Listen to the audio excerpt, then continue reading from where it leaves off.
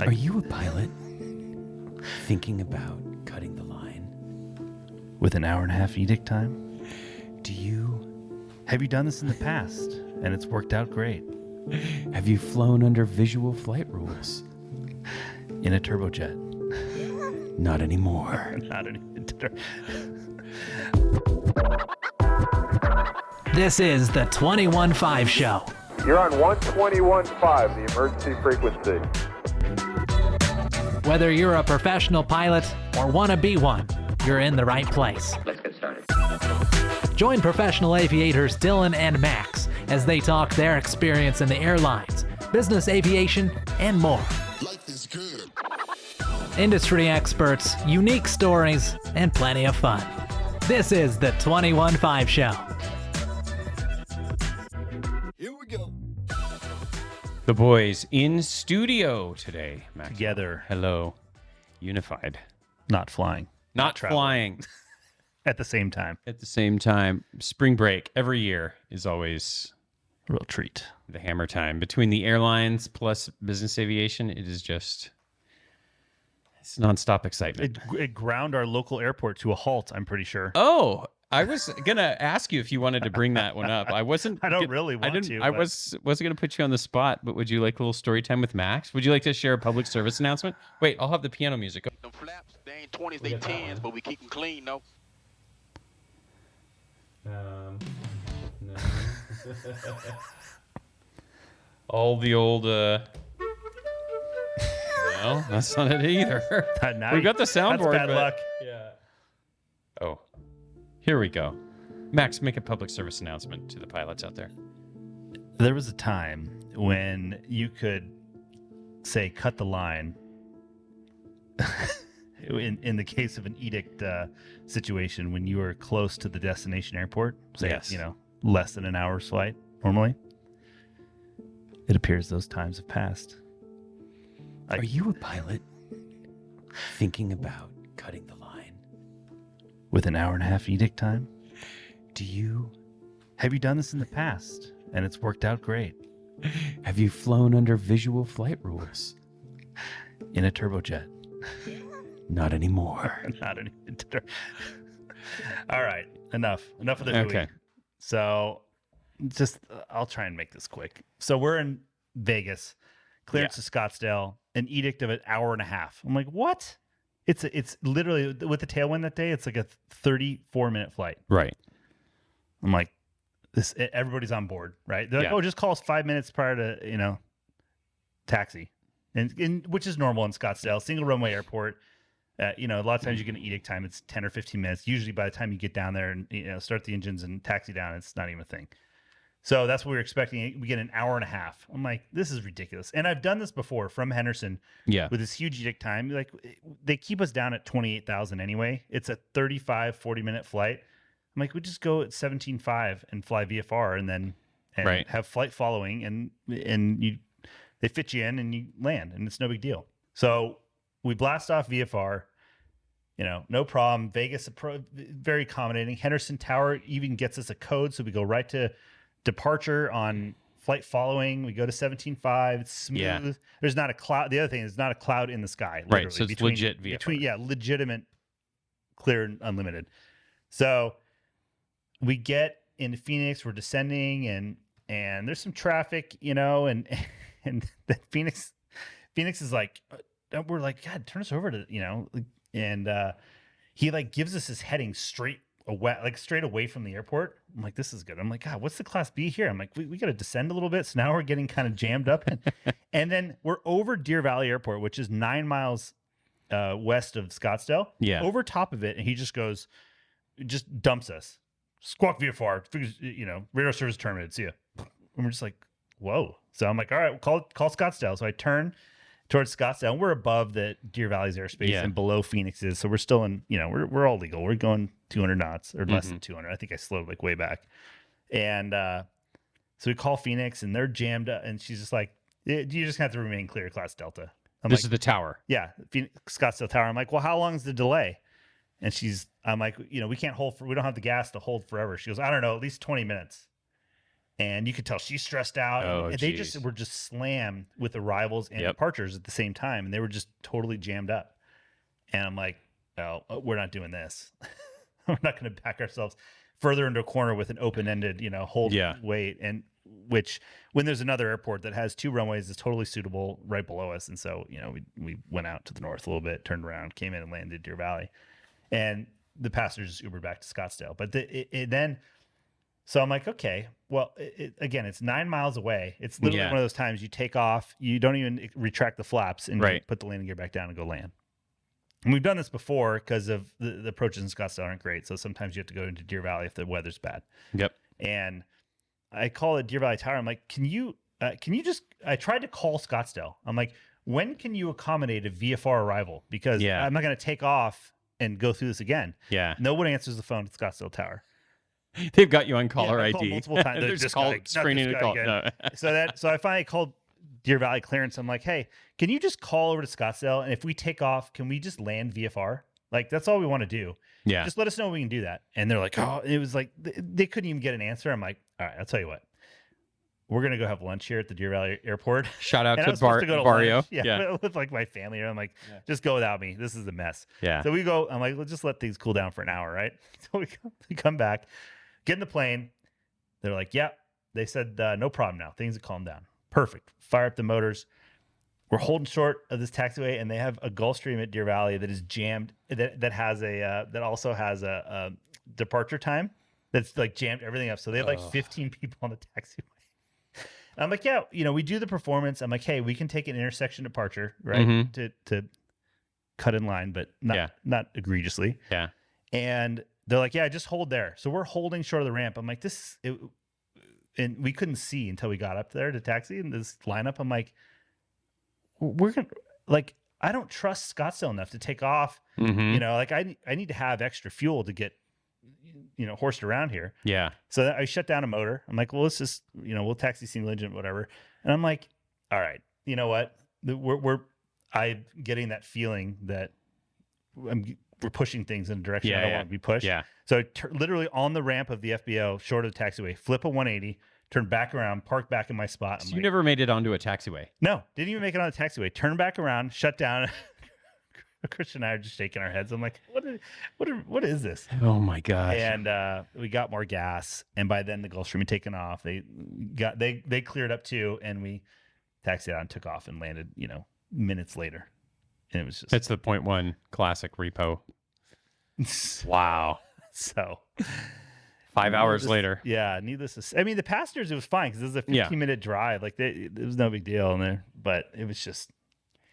You're just not putting up with that kind of tomfoolery anymore. I think the good news is for the passengers, it still saved quite a bit of time. Right. Oh yeah. I guess that's the glass half full. For us, they were still happy. They're like, oh, it's better than waiting in the airplane for an hour and a half. Like we were it took us an extra 20 minutes. But it certainly did not save the flight crew any time. Got an extra landing out of it, which is good. So that's it. Yeah. No more. I've done. I've done that. Other people, we've done that when you're close by, and it's great. It's kind of fun. Something different. Yep. A little stimulating. Got to get the sectional out. Mm-hmm. A little sectional healing. Mm-hmm. Yeah. I had a. That's when we were making songs too. That song, "We've Got Hose." Yeah. We've got flow. We've got flow. Different area codes. Area codes. Flow. Oh. But yeah, I don't know what. We had a slightly different experience on Saturday going to Puerto Vallarta. Which you've been to Puerto Vallarta? Mm-hmm. Not the largest business aviation ramp in the country, I would say. What's it called? Isn't it called Aerotron? Aerotron. Is it still Aerotron? Yeah. Aerotron. Yeah. Welcome to. There is no space available at Aerotron.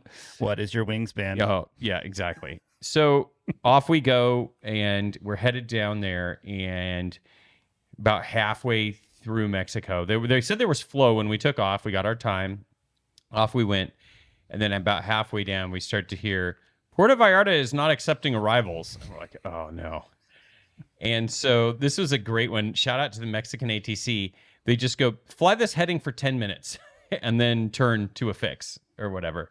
So they would just, and he just kept giving, instead of putting people in a so hold, in the U.S., it's like hold, turn left heading, whatever, radar vectors for whatever. Did they not give you? No.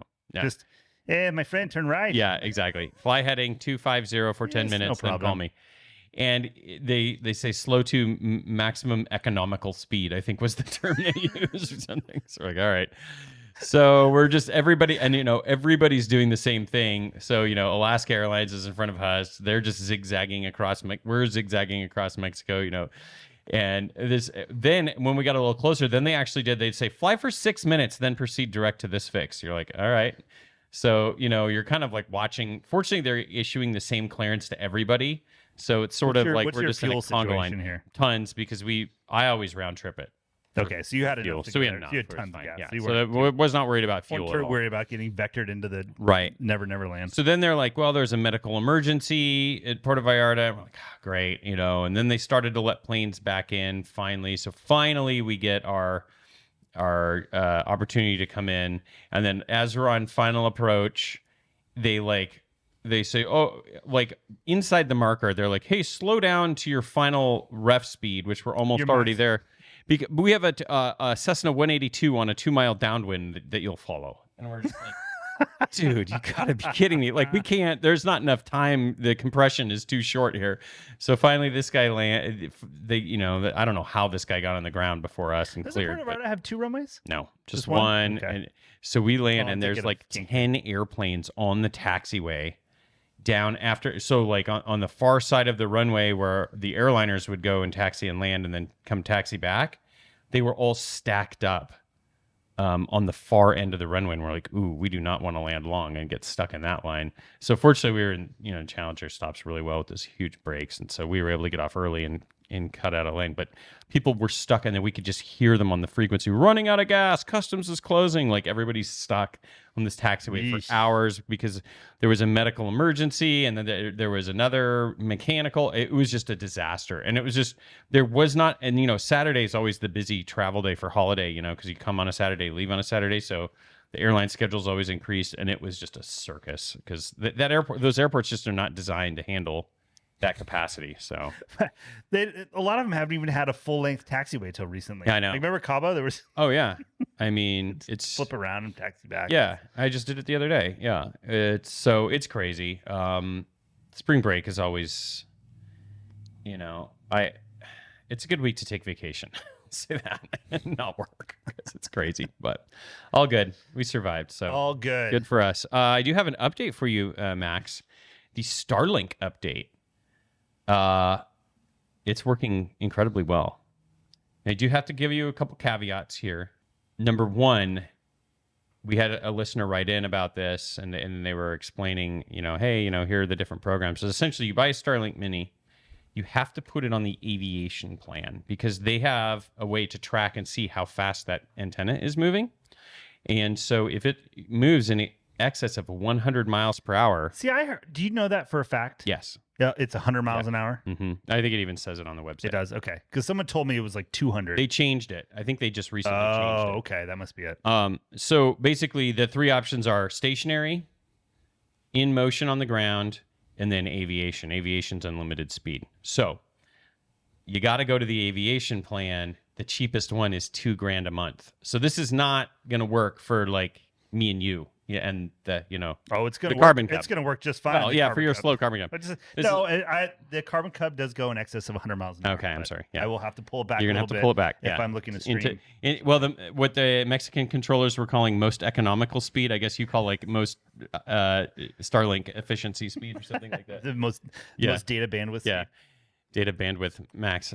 So, anyways, that's the deal there. So you do have to go to the aviation plan, $2,000 a month. So this is not cheap, but it's if you want to use it, it's working really well. Well, it's a lot cheaper than the other options. Yeah. For sure. So we're getting like, especially the satellite options. Yeah. But even the ground-based options, it's much less expensive and faster. Yeah. Oh yeah. So but you don't have like if you're going the wrong cardinal direction. We were going in the absolute wrong direction, southbound, because normally the antenna wants to be pointed north, and we have the antenna pointed south because you got to put it in the cockpit glare shield because it needs to point up, and it worked. It still was getting like 50 megabytes a second. God, I think the 280 is perfectly suited for this too, because it's got that big, long, like Right. Yes, you low may even angle have more. windscreen. Yeah, right. A lot of- So the real question comes down to the windshield heating, because in the Challengers it does not interfere too badly. I mean, it's not happy. If you open the Starlink app, it's like there's obstructions, this and that. Like it's complaining at you the whole time, telling you like you need to re-aim it. There's obstructions. There's a problem, but it still works. I've heard what if you have the aviation installation? Is it the same? Is it two? Is more than two? Isn't it $10,000 a month or something? No, it's the same. It's $2,000 a month for 20 gig or $10,000 a month unlimited. Okay. Yeah. So for testing purposes, you'd want to go to the lower. You have it plan. turn off when you hit your 2 gig. It's only $100 a gig. It's not that much. Oh, okay. So yeah, you can, but it's not that much to go over. So I think the point is here, you want to test if this is something you want to try. Obviously, and you got to do the magnetic or the electronic interference procedures like you do for an iPad, and make sure it's not going to interfere with your instruments. But if you want to test it, my advice would be go buy the antenna. You can just go get them at Best Buy, and then just activate it on the $50 a month plan. And stick it in your windshield on the ground with the windshield heat on, if you can, if your limitations allow you, et cetera, and see if it can penetrate through there. Because I've heard in some Gulfstream airplane, it can't even get through the windshield heat. So that would be the cheapest way to figure it out. And if it won't work there, maybe your airplane has a skylight, or maybe there's some way you could see through a passenger window. I don't know. Would depend on the airplane. But that would be step one, would be to try it to $50 a month, see if it'll get through the windshield heats, if you can test it that way. And then step two, for a month, splurge on the aviation plan and see if that works. But I can tell you in our Challenger, it's working really well. Good to know. So, yeah, shout out to Starlink. Your results may vary, however, but worth a test. All right. Okay. Do you want to? Your friends at Southwest have made some changes. They recently announced. Do you even have the details? Can you speak about anything like that, or should we table that? What's in the news? But it's just, here's what I will say about this. There was communication before about they evaluated, charging for bags when they made the changes of the seating. Yep. And they said, we crunched the numbers, and it looks like it's better for us to keep the free bags, right?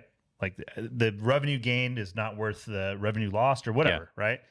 And then they've done an about face on that. Obviously, said, we're going to charge for bags, and of course, all the people like that don't work at Southwest ask me, "What do you think about this?" I'm like, I don't know. I'm like, I'll tell you what. Here's what I think. When the C-suite rides in the back of the airplane, they don't tell me how to fly the jet, so I'm not going to tell them how to run the company from the front seat of the jet. So, my job doesn't change. I still got to show up, wear the same uniform, fly the jet by the same book. So I'm just going to keep doing that and hope they know what they're doing. I mean, that's all you can do. Right. Your opinion is not worth much as far as how to run the business as an aviator. And look, we knew changes were coming, right? Elliot got several board seats. And there's probably going to be tweaks, right? Well, here's what I will say. Everybody's always it's different now. It's different. Well, yeah, it's different. Like, we run over 4,000 flights a day. We don't fly between Houston and San Antonio and Dallas anymore. And if you look in history of business, you have to be willing to evolve. You cannot get stuck doing it like it's always been done. Because if you talk to our friends at Redbox or Blockbuster Video or, a myriad of other companies, Kodak, shout out.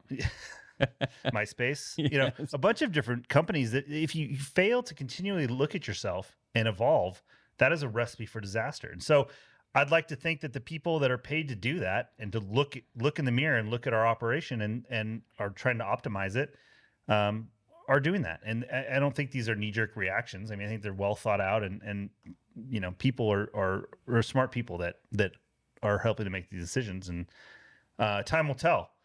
But that kind of brings us to the book club. Yes, it does. Because if you look in the history of airlines, this is not the first time that airlines have made big changes. Yes. Or or also they've gone the opposite and failed to make big changes and to adapt to the market. Pan Am, like we talked about, did not develop a domestic network, which ultimately led to their demise. Yep. They were so heavy in the international. Well, it's not much good if you don't feed it, which again, that's, Southwest, you can draw a parallel in the opposite direction. We have the best domestic network there is. Yeah. That goes to nowhere.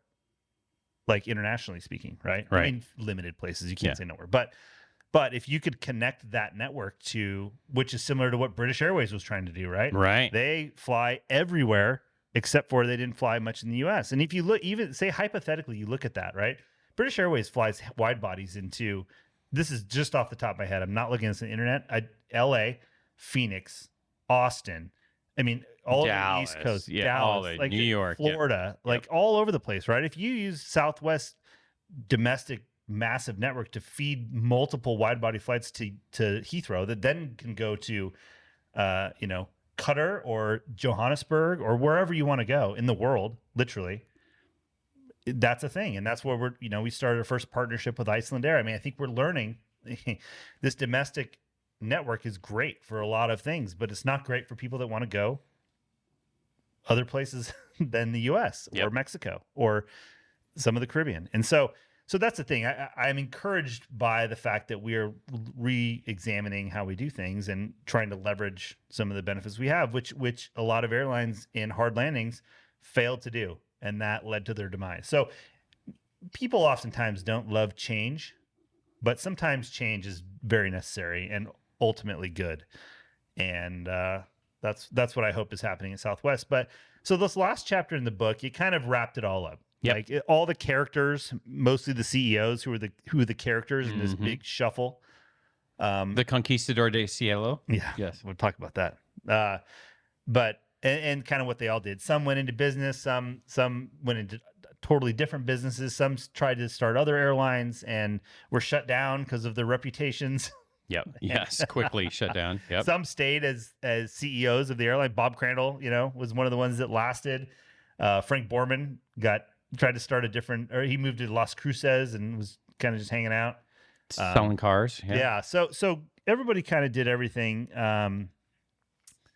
differently. But I think the important part is to look back at this book and why did we do this? Let's start back with why did we do this book club? So I think there's a couple main things. One, understanding what we went through as pilots, what the work group went through, the sacrifices they made, the lessons they had to learn, and to understand the struggles of the profession. Well, that was one of the things. Yeah, and my hope is for those that were ignorant to a lot of that. Yes. It gives you great appreciation for where we are and where we have been recently. Yes. Because things have been a lot worse for a long time. For a lot of pilots in particular. I mean, if you look for flights, it's everybody, but if you just look at it from the pilot's perspective, I mean, things were rough, man. They're 20-year FOs at places, people that furloughed that didn't fly an airplane for many years. I mean, crazy stuff. And people taking huge pay cuts. You accustom yourself to a lifestyle based on your income and your projected income, and then that gets cut in half. Like that's a major hardship. So I hope it's similar to commuting. You can't appreciate living in base until you've commuted. Yeah. And it's hard to appreciate how good things have been until you can have some perspective from how bad things can be. Yeah. The other thing I hope people take away, there's a saying in football that the NFL stands for not for long. And I feel like that's very similar in the airline industry. I remember when we first got into flying at the regionals, right? We're out of flight instructors and every flight instructor, all our buddies, we're going to this regional. It's the best. Oh, this regional's better. Oh, remember that? So many of those regionals don't exist. Yeah. And it's like, ACA. Oh, that's the best. Oh, ASA. No, that's better. I mean, like all these different things. And you went American to Mesa. Eagle. Yeah. I mean, American Eagle. What are you thinking? And it's like, you look back and it's like the place to be this year would not be the place to be next year, which would not be the place to be next year, which these guys would be out of business and then they would lose a contract. And I think you learn that going through Hard Landing, and especially that poster that the listener sent, That's where we're seeing all of these carriers kind of come and go, and it's like wherever you're at now will probably be the worst carrier, like especially if you're at the big 3 right now or big 4, where you sometime in your career, if you're there for 20 or 30 years, that you will probably have the worst contract at some point, and you'll probably have the best contract and be somewhere in the middle. And it's like it in this day and age where there's less airlines, like you just have to kind of accept that it's just like a swell in the ocean kind of going up and down. It's not always going to be the best because things just change too much. And that's why I think, when you're making your decision, if you have a choice of what airline to go to, remember a lot of these, you apply for forever, it was apply to every airline. The first one that called you, that's where you went. Yep. If you do have a choice, again, look at some of the things, not just who has the best contract, because those are time limited. They change. Look and say, oh, I want to live in Dallas. Yes. Well, I don't think that American's going to close their Dallas base anytime soon. And I don't think Southwest is either. That's where the company is headquartered. Now, you want to look at, you want to live in Orlando, so you're going to work for Southwest? Well, who knows? That came from another airline. Who knows what can look at things that in the history of the airline, and your best bet. Nothing's for sure. Nothing is for sure. That's exactly right. And, the other thing too, you can take some solace in is that a lot of your career is based on luck. Yes. You could go to the same school, have the same training, do everything the same, and pick 2 different airlines and have wildly different careers and career earnings and, quality of life overall and all of that. A lot of it is luck. And because, again, like I talked about with Southwest, in my case, you have to, there are things that happen that you have no control over, and you have to be okay with that. Yes. And if you want to, hedge your bet and, do other stuff to try and minimize your reliance on your airline salary or whatever you want to do. I mean, you have options, but you're not going to change the direction of the airline that and once you're in for 20 years, you're in. That's it. Yeah. I would say the other thing too, realization that I hope you walk away from this book, and it's just like what we were talking about with Southwest and Elliott. This book really gives you a good perspective on how much banking and finance and Wall Street have when it comes to airlines. And like you said, that is completely out of your control. And you can have the best route network and the best hub or whatever, but you can't get money to buy your next round of planes, or you're going to have to do this concession, or you're going to have to do this and that, or Wall Street won't give you the loan for the next round of airplanes until there's a labor pay cut. There's just a lot of this different things that that's what I think makes the airline business so incredibly volatile, is there's just so many external forces, factors, and the margins can be very thin and can change, and the airlines can be the canary in the coal line of the economy. Where they all of a sudden passenger demand just starts like to drop. This summer. And so, but I think the other thing too, that when you realize you don't have a lot of control over things, then sometimes you have to realize you're in control of your attitude. Yes. And I try and look at these things I don't have control over and put it in a positive light. Maybe it's unrealistic, but whatever, dude. It's easier just to, have a glass as half full kind of outlook on it. Oh, for sure. Look, we're making changes so we don't end up like Pan Am and Eastern and People Express. And I hope that's a good thing. And let the people that are paid to do what they do, and you do what you do, and try not to, because people, the negativity in the airline business, and it's worse at other airlines, I feel like. Oh yeah. You're in the best case scenario. Yeah. I feel like. And there's people that are just downers and try and drag you down. It's like life is too short to get all pissed off about everything that you can't control. Just, it's exactly. There's easier ways to live. Oh, should we have played the piano music again for that? On our little late there. Little takeaways. Yeah. So yeah, you're along for the ride. I think that really is the one of the defining characteristics when we talk about business aviation as a career option, airlines as a career option. A lot of great benefits to being at the airlines, but there's a lot that's out of your control. Yeah, too. and look, have perspective. You get displaced from your base, that sucks. Yep. Right? But it's no, don't flush the whole thing down the toilet. Like, be like, hey, look, I could have been displaced out of my job. Yeah. I could be wearing an orange apron in the lumber section, helping someone find 10-foot 2x4s. Starlink antennas, Yeah, it could always be worse. Oftentimes it could be better, but sometimes it's better. It's easiest to just be grateful for what you got. Grab your surfboard and just sort of ride the wave. You'll be out there and try and position yourself the best you can. Reconvene with your college buddies in 40 years and see who made the best, who picked the right card. Speaking of that, when you reconvene with your college buddies, is there any truth to the saying that he who retires with the least amount of flight time wins? Because I might be leading the pack on that one. I don't know. There's something to be said. I think the real, like when you're a corporate pilot, I think the people are like, oh, I'm a platinum at Hilton and Marriott. I'm like, dude, you failed. That's a terrible. Like if you have that many nights, lifetime. That is not where you good. at? Yeah, right. It's so I don't know what the metric. I don't know if flight time is the metric or hotel nights or 401k size. I don't know. I guess it depends on each person. How many cars you have, or how many children, how many boats, how many alimony payments. Yeah, exactly. There's a lot of metrics as an airline pilot you could look at. So whatever. I think find your metric. At the end of the day, if you look back and you'd be like, my kid wanted to be a pilot, I wouldn't tell him no. You probably did all right. Yeah. Tim Pope, do you have a spreadsheet for that? He's going to get back to us a couple of days. Yeah. He's going to spreadsheet that out. Yes, absolutely. We should ask here. Hold on. Let's give a quick shout out to a new podcast in the aviation scene. It's the Cargo Cats podcast, which is dedicated to spotlighting airline pilots and their journeys in the air cargo industry.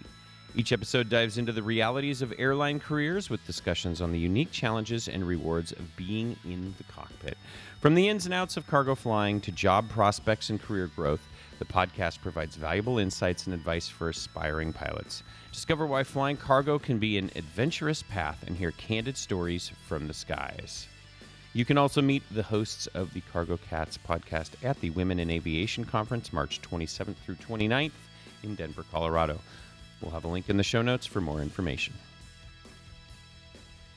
Who has had the best airline pilot career? That's what Max is typing into What Grok. is the measure of who has had the best airline pilot career?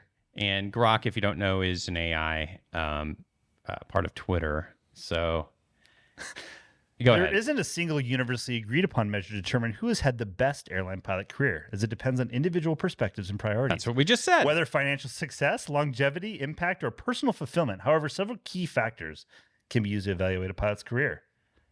Longevity and seniority, earnings over career, aircraft type and routes, influence and legacy, work-life balance and satisfaction. Potential candidates: Chelsea Sullenberger, senior cargo. All right. Anyway, interesting. You get the idea. I think we were on the right track. Yeah, of course. All right. Thank you, Grok. All right. Anything else on the book club? Let us know what you thought of the book club. I can't decide if the book club's like annoying. I mean, it's kind of annoying to me because it's always like, because you got to read. We got to trying to find a time to do the podcast for us is very universally challenging.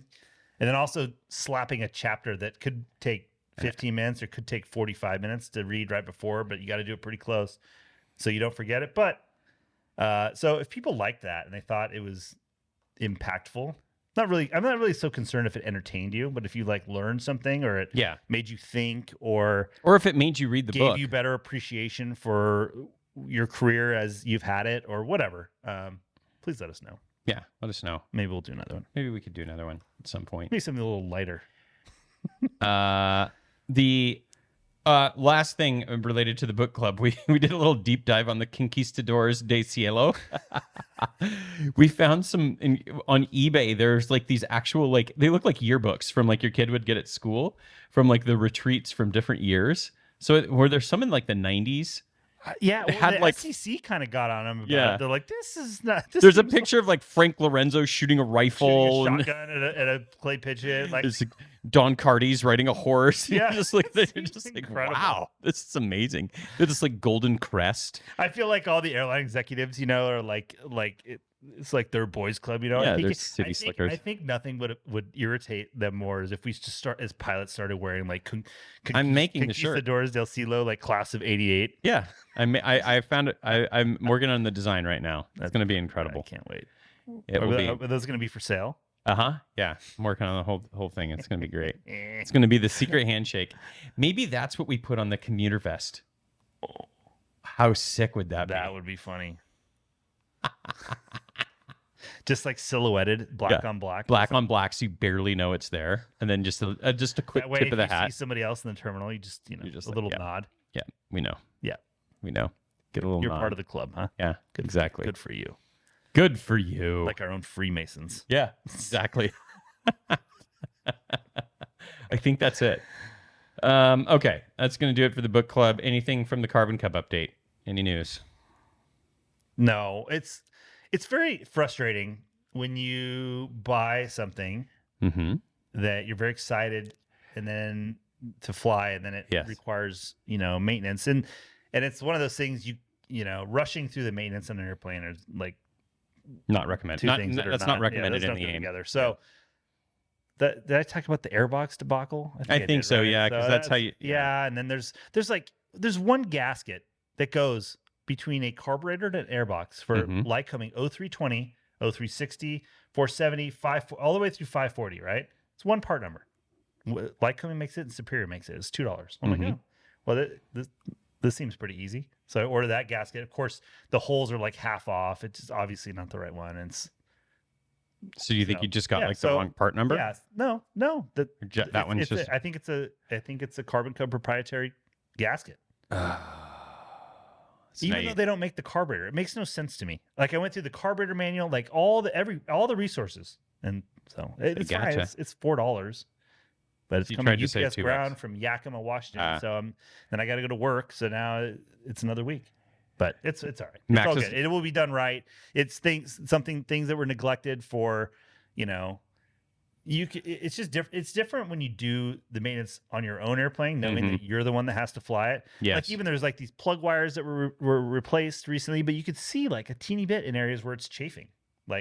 And that's not good. That's a very high voltage, that'll ground out quick. So you take the extra care to put, anti-abrasion stuff on there. Just things that don't, So it's good. It was good to go through with a fine-tooth comb because there's always in the back of your mind too, when you're used to having participated in your own inspections, like, someone that doesn't really care did it. So it's good. We got a lot of, it's going to be in top good shape. Yeah. Really good shape. It was in really good shape. It's now going to be in top shape. Top shape.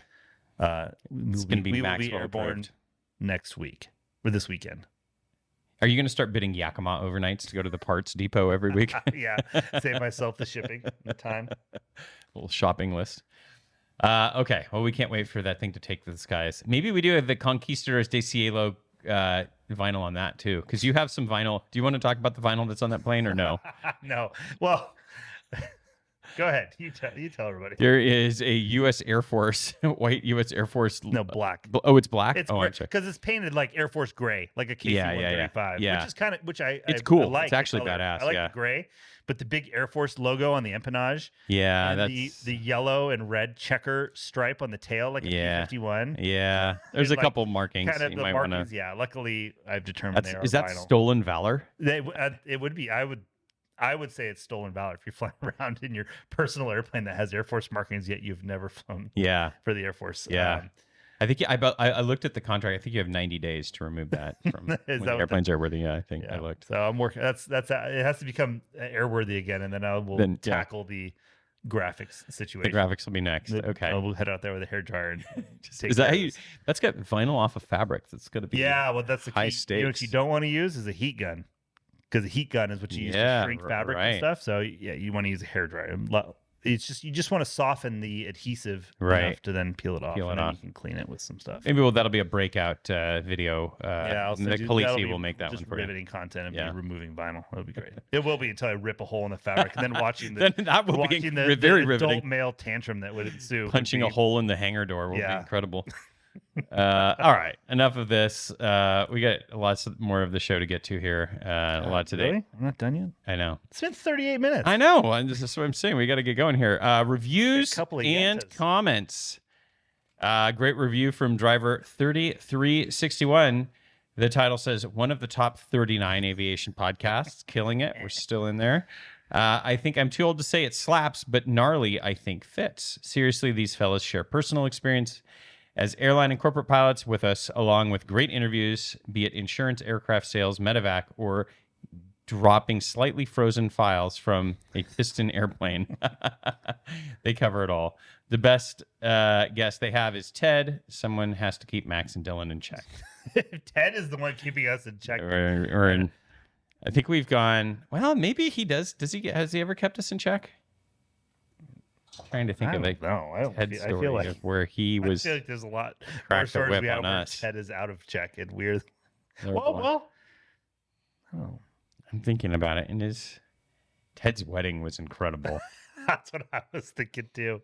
This was great. I was one of the best men in Ted's wedding, and he was in my wedding and didn't shave or do anything. I think had lost a bunch of money on a horse race maybe earlier that day. And so I was like, I'm getting him back for all this. So I remember he was stressing out because the rehearsal dinner or something like that, or the rehearsal was at the church, and then we were supposed to go to the dinner, and he was freaking out because no one was there, and the priest and everything was trying to get everything going.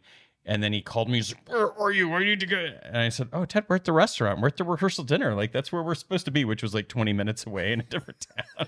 I just lost it. That was the most excited. That was the most energy I got out of him in a while. But anyway, shout out to Ted. I wish Ted loved doing the show as much as all the listeners love him doing the show. I know. It's like once a year. Will you do the show? Anyways, thanks for the review, driver. We'll happily send you a sticker. Shoot us an email, info@215podcast.com with your mailing address. I'd be happy to do that for anybody that leaves a review or a comment for us. Apple iTunes is great. Spotify, anywhere where you get your podcasts. Okay, on to the mailbag. Of course, Max, you know who brings us the mailbag every episode, even though sometimes maybe they wish they didn't. It's our friends at Advanced Aircrew Academy. Aircrewacademy.com is their website. You can visit to see all of the offerings they have for professional pilots, especially those in business aviation. If you need training, what did Dan wrote in last episode? He was telling us about some of the modules. The ICAO phraseology, I think, was on there. If you've got somebody that maybe needs to improve their radio work, we've talked about runway excursions, weather radar, tons of stuff. Aircrewacademy.com. Check out what they've got for your flight department. Okay. Why don't you go ahead first? Gents, wanted to follow up on the AMP to pilot transition and its value to a Part 91/135 operator in business aviation. I can only speak to my experience, but I can tell you when it comes to flying and maintaining, I have found there is no added value to make the transition. For some reason, flight departments like to keep their mechanics separate from their pilots. When it came time to finding a pilot job, flight time/experience was the only thing that mattered, as driven by the insurance companies. I have made that transition. I owe it to your podcast, the connections I've made, Drive to be a Pilot, and James at Raven Careers team. I worked on Gulfstream large cabin aircraft for almost 20 years, spreading my niche from engines and systems to avionics and airworthiness, putting together heli inspection packages and managing the execution of those inspections, to now flying the CL350 for NetJets. Prior to NetJets, I made several attempts to sell my experience to private owners and was near the 1,300 hour point before I just decided to disregard the dual role position. If your patron were to find his or herself in a position where a private owner is willing to take the AMP into account, I'd be skeptical and hesitant. As a pilot, no one has to be sure the proper rest periods are in place. Sure, it's okay to manage a maintenance operation while on the road, but if that maintenance doesn't end until 2 a.m., the owner and the pilot/mechanic himself should not be willing to accept an 8 a.m. takeoff. Even James will agree. You want to be a pilot or a mechanic, your resume will have to reflect the job you're applying for, not the job you're trying to create. They advertise pilots, they advertise mechanics. 99.9% out there do not have ATP required with A&P preferred, nor A&P with meeting ATP minimums. Best of luck with your A&P to pilot fan. As always, love the show. Hope to catch you at SDL soon. Cheers, Greg. Yeah, I think having a defined dual role as a pilot and AMP would be very tough. But I think like his experience, if you were a manager of a flight department that had multiple, say, large cabin Gulfstreams, like having that experience managing those big inspections would be very helpful, I think, in the maintenance and managing the maintenance of those airplanes. And also, I think you look at, if you're an AMP, you look at that as outside the cockpit experience, similar to doing a myriad of other things you can do outside the cockpit that have relevance to operating airplanes. And I've flown with 2 AMP pilots in my career, and both times they were called into action on their own accord to, save the day, sort of. I mean, one is Part 91. Yeah. Or no, actually, one was 135, and since he was in the drug test program, and he could do. Yep. And like one was, I may have told us, we were in Hawaii, and flying the mechanic, and he swapped out a box and signed it off, and saved everybody, including us, a ton of time. So yeah, I think I agree with what Greg says. I don't know that I would want to apply for some dual role. It's more that it's another feather in your cap that makes you, like you're saying, there's an AOG situation, there's something going on, and you have additional knowledge and expertise that a normal pilot doesn't.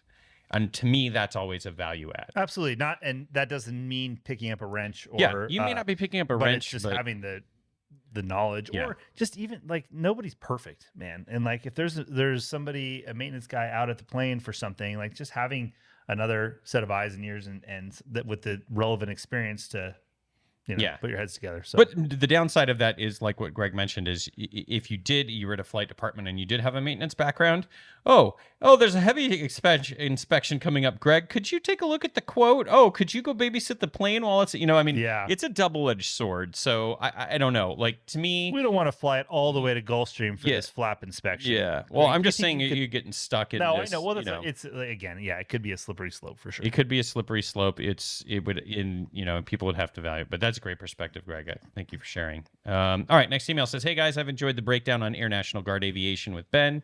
I've been saying for years that Guard Reserve Aviation is one of the best kept secrets in the industry.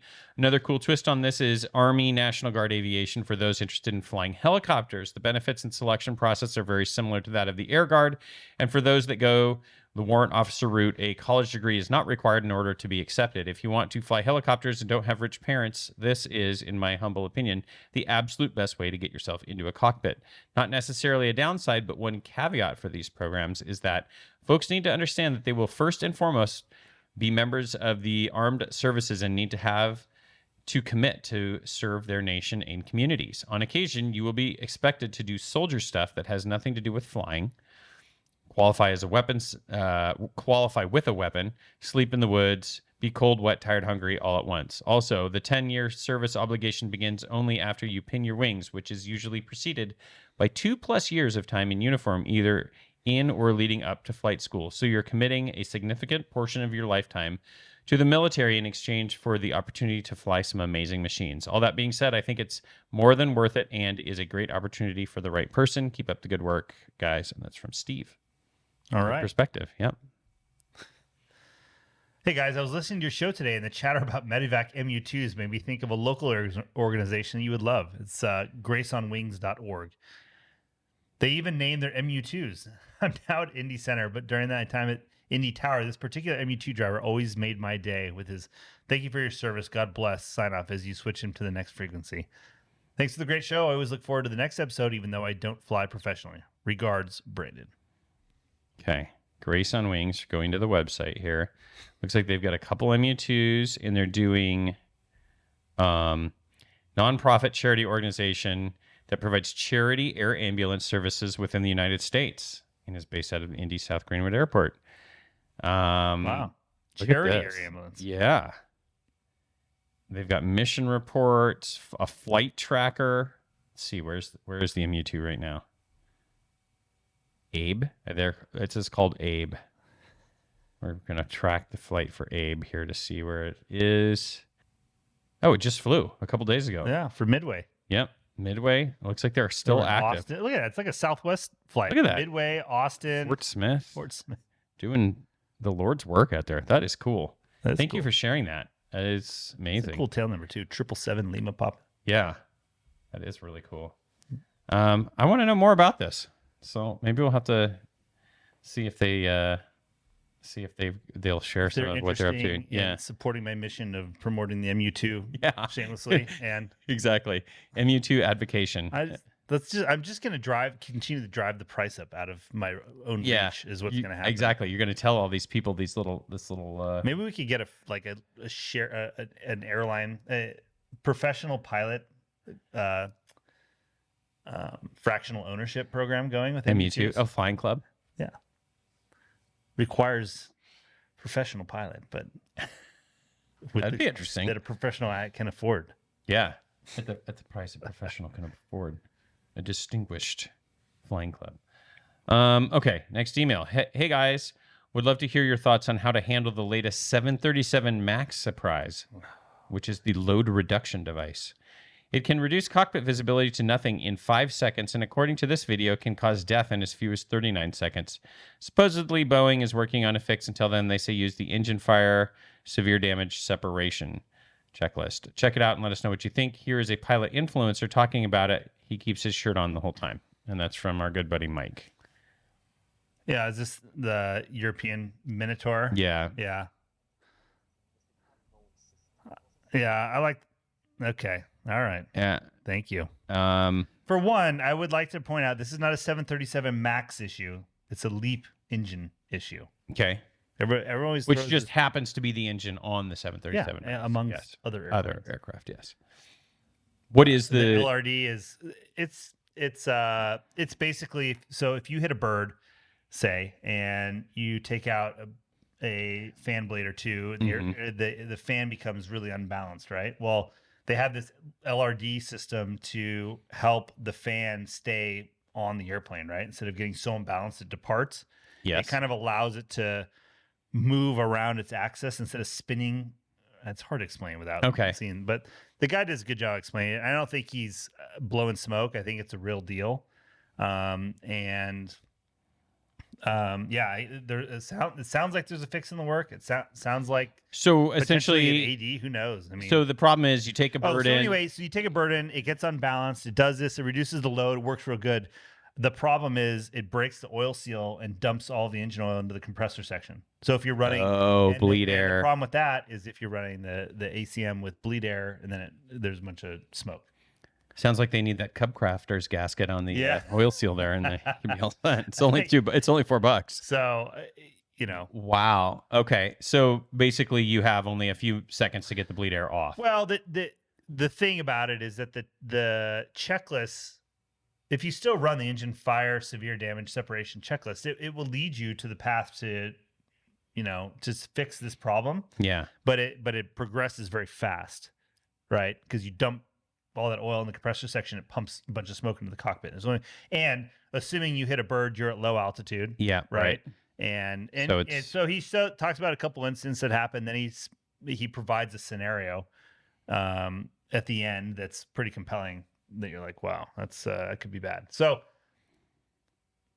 I think this video has got a lot of views. I think it's really brought some attention to that. So I'm sure there'll be something coming down the pipe pretty soon. So it's essentially getting yourself into like cockpit smoke, fire, fumes at low altitude situation, and you've got to be able to react with an engine that's got severe damage. So it's already, your attention's already sort of diverted. Yeah, and you're low altitude. Someone's got to fly, and then all of a sudden, so you take it. What it sounds like essentially is it compounds in the 737 they call it the engine fire severe damage separation checklist, and then all of a sudden, as that happens, then you get smoke in the cockpit. So you're with two emergency checklists kind of happening at the same time, which could be quite load intensive. So just fly around with your mask on from now on. I feel like that's the mask, and then we'll see. Well, and the biggest thing too is it depends on which engine, because one pack mostly serves the cockpit, and the other one. So if it hits the one that pumps it into the cockpit, it happens real fast, right? It's big volume air into a small. Can you guys? I mean, do you like on the Challenger? We take off the APU feeding the bleeds, the APU bleed feeding the packs, and then you transition at some point after takeoff? Is it the same way in the 737? No, and not unless you're performance limited and you're doing a bleeds off takeoff. So would there be a scenario where the quickest fix was like, hey, just run the pack off the APU for that below could be, 10,000 but feet again, or something? You know, as I've said in the past, being airline pilot is not about being creative. Yeah. So don't and the sentiment I've heard too, it's like don't because you watched a YouTube video and you eat a bird, don't go up and throw the pack off or turn the bleed off.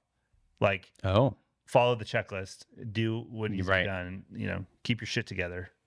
And then if smoke comes in the cockpit, then run, put the smoke goggles on and the oxygen mask, and then, you know, figure that out. But Is it the assuming you know what the problem is could be worse than... That's exactly right. Just because you saw a YouTube video does not mean to get creative in operating an airliner.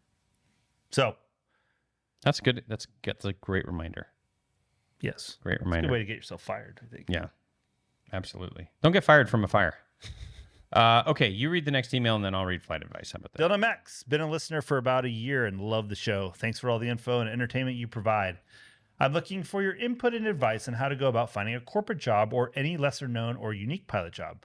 I'm currently leaning towards fractionals because of the flexibility on where one can live, but I would like to find a smaller operation where there's more personal relationship and the pilots might all know each other.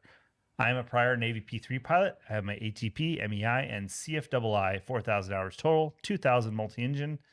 I have the ability to be picky hunting for a job thanks to military retirement, and I'm trying to find the best job for work/family life balance. Any help you can provide would be greatly appreciated. Thank you very much, Mark. We've kind of addressed this before. Yeah. What you're talking about with a fractional where you fly the same plane with the same crew exists at FlexJet, and I continually forget the name of it, but you always know. It's like Red Label. Red Label. Yeah. Well, here's what I would say, Mark. I think if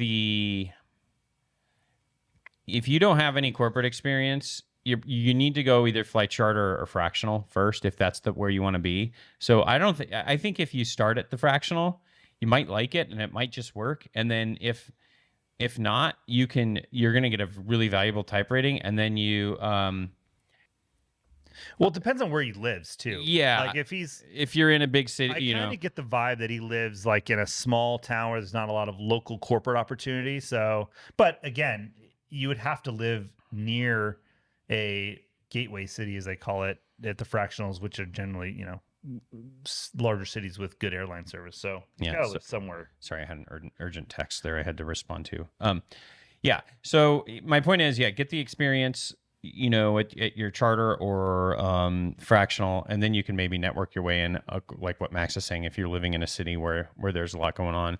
But being able to network your way into a good corporate flight department with zero corporate experience is going to be tough. That is tough. That's going to be real tough. And I don't know. It's hard to tell, you know, if you don't have any civilian flying experience. It says you have your CFI, MEI, so maybe you do, but it would be tough. Better off get 500 to 1,000 hours in a business jet recently, and then most people I know, the way they get to a good Part 91 job is they came from charter. Mm-hmm.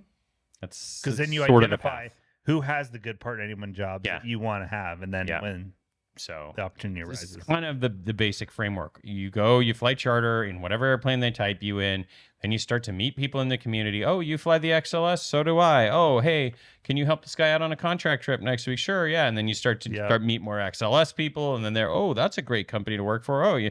So it's sort of like you got to get into this little club, but the step one is to be the charter pilot, to have the credentials. So, all right, that is going to do it for the mailbag. Thank you so much to Advanced Aircrew Academy for their long time partnership, bringing us all of the listeners' emails. info@215podcast.com is the email address if you'd like to join the conversation. And let's keep the conversation going, Max, with a quick discussion about our friends at Harvey Watt, the largest provider of loss of medical insurance for professional pilots around the globe. Of course, you know how important the loss of medical is. We talk about that all the time, but what about the life insurance that they have? It's the policy I enjoy. There's almost zero exclusions on it. If you want to fly your own airplane or scuba dive or do any of the things that some life insurance underwriters don't like, Harvey Watt is the place to be. They will take your coverage. Visit harveywatt.com for more information on all of the products they have for professional pilots. It's great to piggyback the life insurance on loss of license insurance when you're Twofer. trying to add that to make that pitch to your employer. Absolutely. Beautiful 2-for-1. Okay, flight advice. Says, was working on getting my CFI. I had a check ride scheduled. Then the DPE was fired. Rumored that it was justifiable because of comments made to students of certain races. Okay, so my check ride was canceled. In between trying to reschedule, I got a job flying survey. Been there for 6 months now, building a bunch of time in high-performance complex singles and a ton of multi-time. Yeah. Question is, should I still pursue getting my CFI at this point when I am most likely not going to use it, or just keep cranking the hours away doing survey? Should I just dazzle all the recruiters with all the Riz, or will it look better as a CFI with a CFI on my resume? Or will flying left seat, flying different airports across the country instead of dual given? Also considering the cost of the check ride for a cert, I will likely will not use, from a guy flying lines above the Bravo, giving you all TA warnings, and that's from Will. Quick stats: 40 years old, flying approximately 550 hours per year, doing survey, so that's good. Yeah, it's good, but you just never know, dude. And you've already done the training. Like the CFI check ride is tough. It's like, really hard. It's a really hard one, but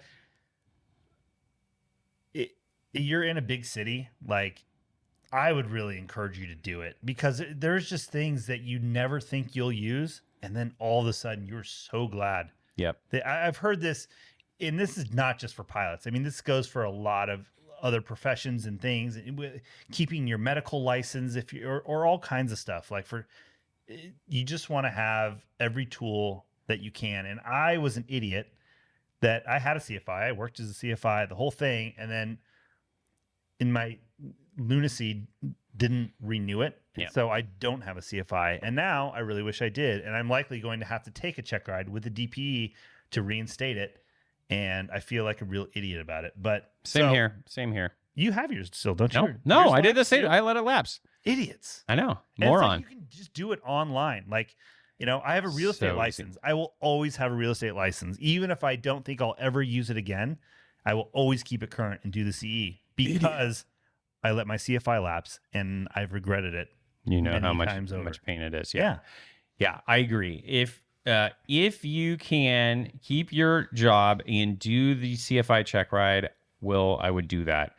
Because it sounds like, you did 99% of the hard, I would say 90% of the hard work And the of the cost. thing. Don't fret over the check ride costs. Yeah. I mean, the training cost is way you more have money. so much sunk into the training if you're close. Now you probably have to go do a couple more familiarization flights, and Yeah, it may you know. cost $1,000 or $1,500, but it's better than spending $10,000 and having nothing to show Yeah. for it, or whatever. I would highly encourage you to do it if you can. And yes, it is entirely possible that you may fly survey and go right to work for a regional or a fractional or somebody, and you're not going to use it at that point. But it doesn't mean you're not It going is to use it. also entirely possible there could be, the economy could take a Yeah. dump, and then they use a drone that replaces you as the survey Yep. guy, and the only thing you can get is CFI. Yeah.